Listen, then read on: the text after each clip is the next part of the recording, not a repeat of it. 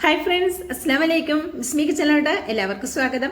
ഇന്ന് നമ്മൾ ചെറുപഴം വെച്ചിട്ട് പഞ്ചസാരയൊന്നും ചേർക്കാതെ നല്ല വെറൈറ്റി ആയിട്ടുള്ള രണ്ട് അടിപൊളി റെസിപ്പിയാണ് ചെയ്യുന്നത്. എങ്ങനെയെന്ന് നോക്കാം. അതിനായിട്ട് ആദ്യത്തെ റെസിപ്പിക്കായിട്ട് ഇതുപോലെ സോസ് പാൻ അടുപ്പത്ത് വെച്ച് കൊടുത്തിട്ടുണ്ട്. ഇതിലേക്ക് 250 ml കപ്പിൽ 3 കപ്പ് വെള്ളം ഒഴിച്ചു കൊടുത്തിട്ടുണ്ട്. ആ വെള്ളം ഒന്ന് ചെറുതായിട്ടൊന്ന് ചൂടായി വരട്ടെ. അപ്പോഴേക്കും ഞാൻ 2 ചെറുപഴം എടുത്തിട്ടുണ്ട്. ഈ ചെറുപഴം നമുക്ക് ചെറുതായിട്ടൊന്ന് കട്ടാക്കി എടുക്കാം. നോമ്പ് തുറക്കുന്ന സമയത്തും ചൂട് സമയത്തും ഒക്കെ ഉപയോഗിക്കാൻ പറ്റിയ ഒരു അടിപൊളി റെസിപ്പിയാണ്. അപ്പോൾ ഈ ചെറിയ പഴം നമ്മൾ നന്നായിട്ട് ഇതുപോലെ ചെറുതായിട്ടൊന്ന് കട്ടാക്കി എടുക്കാം. ഏത് പഴവും ഉപയോഗിക്കാം. നേന്ത്രപ്പഴം അത്ര ടേസ്റ്റ് ഉണ്ടാവില്ല. ചെറുപഴം ഏത് വേണമെങ്കിലും എടുക്കാം കേട്ടോ. ഇപ്പോൾ റോബസ്റ്റ പഴമാണെങ്കിലും കുഴപ്പമൊന്നുമില്ല. അപ്പോൾ ഇതുപോലെ പഴം ഒന്ന് ചെറുതാക്കി കട്ടാക്കി കൊടുക്കാം.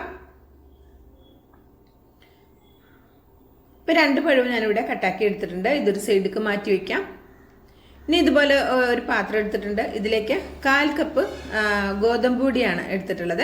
അതിട്ട് കൊടുക്കാം. ഇതിലേക്ക് 250 ml കപ്പിൽ 1/4 കപ്പിന്റെ അടുത്ത് വരുന്ന വെള്ളം കൂടി ഒഴിച്ചിട്ട് ഇത് നന്നായിട്ട് കട്ടകളൊന്നും ഇല്ലാതെ നമുക്കൊന്ന് കലക്കിയെടുക്കാം.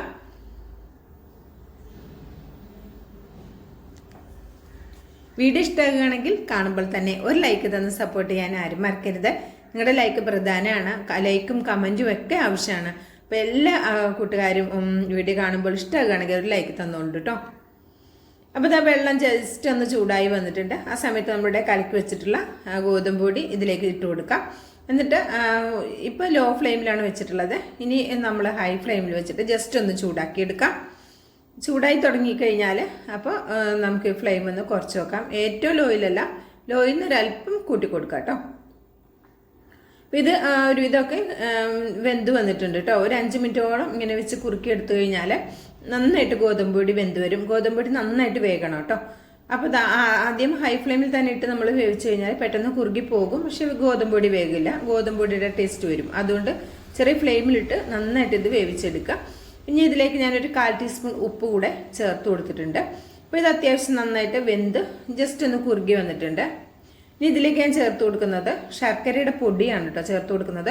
നിങ്ങളുടെ അടുത്ത് ശർക്കരയാണെങ്കിൽ 1 ഉണ്ട ശർക്കര മാത്രം എടുത്തിട്ട് ഒരു 1/4 കപ്പ് വെള്ളത്തിൽ അല്ലെങ്കിൽ ഒരു 1/2 കപ്പ് വെള്ളത്തിലോ ഒന്ന് മെൽറ്റാക്കിയിട്ട് ഒഴിച്ചു കൊടുക്കാവുന്നതാണ് കേട്ടോ. അപ്പം ഞാൻ ഇതിലേക്ക് 2.5 ടേബിൾ സ്പൂൺ ചേർത്ത് കൊടുക്കുന്നുണ്ട് കേട്ടോ. 2.5 ടേബിൾ സ്പൂൺ എന്താ പറയുക ശർക്കരയുടെ പൊടി ചേർത്ത് കൊടുക്കുന്നുണ്ട്. നന്നായിട്ട് മിക്സാക്കി കൊടുക്കുക. ശർക്കരയുടെ പൊടിയൊക്കെ ചേർക്കുന്ന സമയത്ത് നമ്മൾ ഏറ്റവും ലോ ഫ്ലെയിമിൽ ഇടുക കേട്ടോ. അല്ലെ അടി പിടിക്കാൻ ചാൻസ് കൂടുതലാണ്. അപ്പോൾ ലോ ഫ്ലെയിമിൽ ഇട്ടിട്ട് ശർക്കരയുടെ പൊടി ചേർത്ത് കൊടുക്കുക. എന്നിട്ട് നന്നായിട്ടൊന്ന് മിക്സാക്കി കൊടുക്കുക.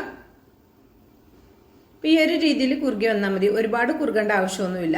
പിന്നെ ഞാൻ ഇതിലേക്ക് ഒരു 1/2 കപ്പ് ഫ്രഷ് ആയിട്ട് ചരുകി എടുത്തിട്ടുള്ള തേങ്ങ എടുത്തിട്ടുണ്ട്. ഇതിലേക്ക് 1 ടീസ്പൂൺ വെള്ളം ചേർത്തിട്ട് കൈകൊണ്ട് ഇതുപോലെ നന്നായിട്ടൊന്ന് നിരടി കൊടുക്കുക. അപ്പോൾ ഈ തേങ്ങയുടെ ഉള്ളിൽ പാലൊക്കെ ഇറങ്ങിക്കോളും.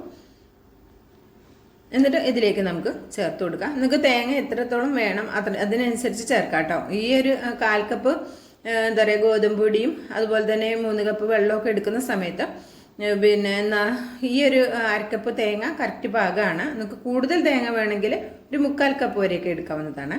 ഇതിലേക്ക് 1 ടീസ്പൂൺ ചെറിയ ജീരകത്തിൻ്റെ പൊടിയും 1 ടീസ്പൂൺ ഏലക്കയുടെ പൊടിയും കൂടി ചേർത്ത് കൊടുത്തിട്ടുണ്ട്. ഇത് രണ്ടും കൂടി ചേർത്തിട്ട് നന്നായിട്ടൊന്ന് മിക്സാക്കി കൊടുക്കാം. ഈ ഒരു ഇത് ഒരുപാട് കുറുകി പോകണ്ട കേട്ടോ. ഒരുപാട് കുറുകിയാൽ അത്ര ഇതുണ്ടാവില്ല. കുടിക്കാൻ നല്ല കട്ടിയാക്കാരം. കുറച്ച് ലൂസിലിരിക്കുമ്പോഴാണ് നമുക്കിത് വലിച്ചു കുടിക്കാൻ നല്ലത്. നോമ്പ് തുറക്കുന്ന സമയത്ത് ചെറു ചൂടൊക്കെ കുടിക്കാൻ അടിപൊളിയാണ്. ഇനി ഇതിലേക്ക് നമ്മളുടെ കട്ടാക്കി വെച്ചിട്ടുള്ള പഴം കൂടി ചേർത്ത് കൊടുക്കാം. അവസാനം ഇതിലേക്ക് ഒരു ചേരുവ കൂടി ചേർത്ത് കൊടുക്കുന്നുണ്ട്.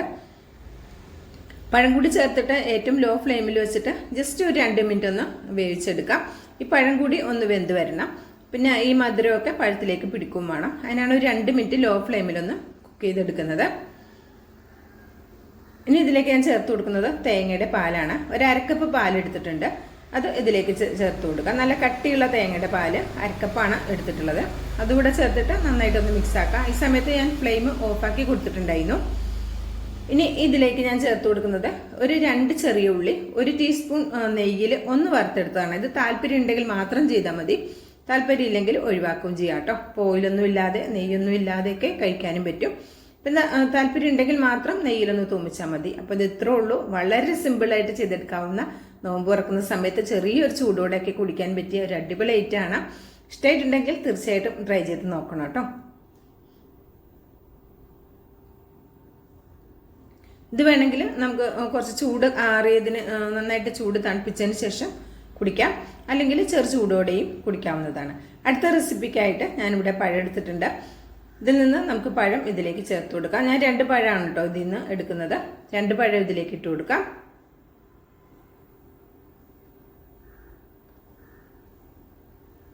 അത്യാവശ്യം വലിപ്പമുള്ള പഴമാണ്. പിന്നെ ഞാനൊരു 10 ഈത്തപ്പഴം എടുത്തിട്ട് തോലൊക്കെ കളഞ്ഞിട്ട് ഒന്ന് പുതിർത്തെടുത്തിട്ടുണ്ടായിരുന്നു. ഇനി ഇതിലേക്ക് 1/2 കപ്പ് വെള്ളം കൂടി ഒഴിച്ചിട്ട് നന്നായിട്ട് ഇതൊന്ന് അടിച്ചെടുക്കാം. അപ്പം നന്നായിട്ട് ഇതൊന്ന് അരിഞ്ഞു വന്നിട്ടുണ്ട്. പിന്നെ എന്താ പറയുക, ഈത്തപ്പഴമൊക്കെ നന്നായിട്ട് അരിഞ്ഞു വന്നിട്ടുണ്ട്. ഇനി ഇതിലേക്ക് 1/2 ലിറ്റർ പാല് കൂടെ ചേർത്ത് കൊടുക്കാം.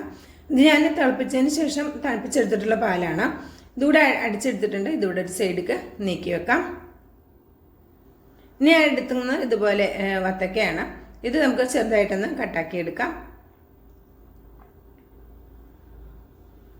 നല്ല ചൂടത്തുനിന്നൊക്കെ വരുന്നവർക്കും ഇത് കഴിക്കാവുന്നതാണ്. പിന്നെ നോമ്പ് തുറക്കുന്ന സമയത്തും നമുക്കിത് നല്ല ഹെൽത്തി ആയിട്ട് കഴിക്കാം. നമ്മളിതിൽ ഷുഗറൊന്നും ആഡ് ചെയ്യുന്നില്ലല്ലോ. ഈത്തപ്പഴത്തിൻ്റെ മധുരവും പിന്നെ ഈ വത്തക്കയുടെ മധുരവും അതുപോലെ തന്നെ പഴത്തിൻ്റെ മധുരമൊക്കെ ഉണ്ടാവും.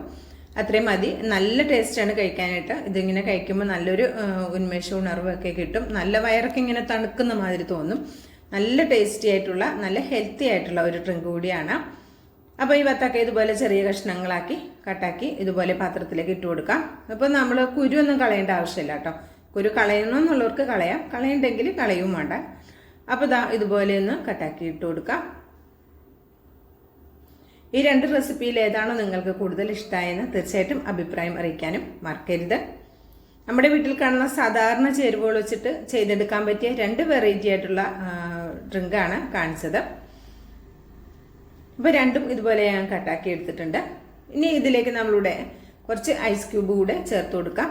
നിങ്ങൾക്ക് താല്പര്യം എത്ര തണുപ്പ് വേണം അതിനനുസരിച്ച് ഐസ് ക്യൂബ് ഇട്ട് കൊടുക്കാം കേട്ടോ. ഇനി ഇതിലേക്ക് നമ്മളിവിടെ അടിച്ചു വെച്ചിട്ടുള്ള നമ്മുടെ എന്താ പറയുക പഴവും ഈത്തപ്പഴമൊക്കെ ഇവിടെ അടിച്ചു വെച്ചില്ലേ, അതുകൂടെ ചേർത്തിട്ട് നന്നായിട്ടൊന്ന് മിക്സാക്കി കൊടുക്കാം. നിങ്ങൾക്ക് വേണമെങ്കിൽ ഇതിലേക്ക് കസൂസൊക്കെ വേണമെങ്കിൽ ചേർത്ത് കൊടുക്കാം. ഞാൻ ഇതിലേക്ക് കസൂസ് ഒന്നും ചേർത്ത് കൊടുക്കുന്നില്ല. പിന്നെ നമ്മൾ ഈ വത്തയ്ക്ക കട്ട് ചെയ്തത് ഇത്രയും എന്താ പറയുക വലിപ്പത്തിൽ വേണ്ടെന്നുണ്ടെങ്കിൽ കുറച്ച് ചെറുതാക്കുക കേട്ടോ. കുറച്ച് ചെറുതാക്കിയിട്ട് നമുക്ക് നല്ല കുഞ്ഞാക്കി കട്ടാക്കിയിട്ടും വേണമെങ്കിൽ ഇട്ട് കൊടുക്കാവുന്നതാണ്. നല്ല ടേസ്റ്റി ആയിട്ടുള്ള ഒരു ഡ്രിങ്കാണ്. അപ്പോൾ ഇതുവരെ ഇങ്ങനെ നിങ്ങൾ റെഡിയാക്കി നോക്കിയിട്ടില്ലെങ്കിൽ തീർച്ചയായിട്ടും റെഡിയാക്കി നോക്കുക. എന്നിട്ട് അഭിപ്രായം അറിയിക്കാൻ മറക്കരുത്. നമ്മൾ നോമ്പിൻ്റെ സമയത്ത് ഒരുപാട് പഞ്ചസാരയും ഒരുപാട് ഓയിലൊന്നും കഴിക്കുന്ന അത്ര നല്ലതല്ലല്ലോ. അപ്പോൾ എപ്പോഴെങ്കിലുമൊക്കെ ഇങ്ങനെയും റെഡിയാക്കി നോക്കുക. ഇഷ്ടമായിട്ടുണ്ടെങ്കിൽ ട്രൈ ചെയ്ത് നോക്കി അഭിപ്രായം അറിയിക്കാൻ മറക്കരുത്. ഇൻഷാ അല്ലാഹ് അടുത്തൊരു വീഡിയോ ആയിട്ട് വരാം. എല്ലാവർക്കും നന്ദി, നമസ്കാരം.